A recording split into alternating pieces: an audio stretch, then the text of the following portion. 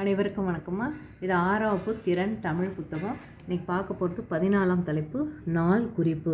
நாள் குறிப்புன்றது நம்ம ஆங்கிலத்தில் டைரி எழுதுறதுன்னு சொல்லுவோம். இதில் தமிழில் நாள் குறிப்பு எழுதுறதுன்னு சொல்லுவோம். 14இல் 1 மொழிபெயர்ச்சி. நாள் குறிப்பை படித்து உங்கள் அனுபவத்தை பேசுக அப்படின்னு சொல்கிறாங்க.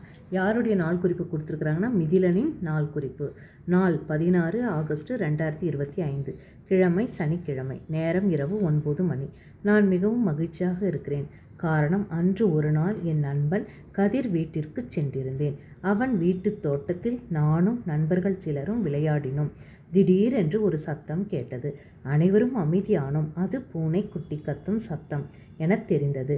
அந்த இடத்தில் சென்று பார்த்தோம். பிறந்து சில நாளே ஆன பூனைக்குட்டி இருந்தது. எங்களை பார்த்ததும் அது பயந்தது. பின்பு அதனை நான் தான் கையில் எடுத்தேன். தலையை தடவி கொடுத்தேன். அதை ஒன்றும் செய்துவிடாதே என்றால் தோழி பூங்கோதை.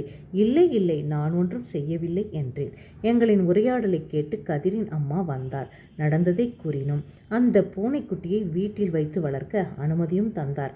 கதிரின் வீட்டில் குட்டியாக இருந்த பூனை எங்களைப் போலவே வளர்ந்து கொண்டே இருக்கிறது. கதிரின் வீட்டிற்கு செல்லும் போதெல்லாம் எங்களுடன் விளையாடும். இன்று அந்த குட்டி பூனை என் வீட்டிற்கு வந்தது. அதனால்தான் இந்த அளவிலா மகிழ்ச்சி. மிதிலன் இப்படி எழுதியிருக்கிறாரு. இதே மாதிரி உங்கள் அனுபவம் இருந்தால் வகுப்பில் பகிர்ந்துக்கோங்க. நீங்கள் இன்டர்வல் இடைவேளையிலையோ மதிய உணவு வேலையிலையோ என்ன உங்கள் வீட்டில் நடந்தது, அன்றைக்கி என்ன உங்களுடைய மகிழ்ச்சி அப்படின்றத நீங்கள் உங்கள் நண்பர்களோட உரையாடுங்க, அனுபவத்தை பேசுக அப்படின்னு சொல்லியிருக்காங்க.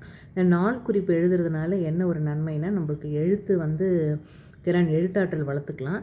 அதே மாதிரி அந்த அனுபவத்தை நம்ம என்ன பண்ணலாம், அதை உணரலாம். என்னைக்காவது எடுத்து படிக்கும்போது அந்த அனுபவம் நம்மளுக்கு ஒரு சுவாரஸ்யத்தை தரும். அதே மாதிரி தினைக்கும் என்ன ஒரு நிகழ்ச்சி வருதோ, என்ன உங்கள் வாழ்க்கையில் பார்க்குறீங்களோ, அன்றைக்கி கிடச்சதோ, ஒரு வியப்பாக இருக்கலாம், ஒரு நகைச்சுவை நிகழ்ச்சியாக இருக்கலாம், ஒரு மகிழ்ச்சியான ஒரு செய்தியாக இருக்கலாம். எதுவாக இருந்தாலும் அந்த நாட்குறிப்பு எழுதுறதுன்றது அவங்க அனுபவத்தை பின்னாடி அது வளர்த்துக்கிறதுக்கும் அந்த அனுபவத்திலேருந்து ஒரு பாடம் படிச்சுக்கிறதுக்கும் நம்மளுக்கு உதவி செய்யும். நன்றிம்மா. தேங்க்யூம்மா.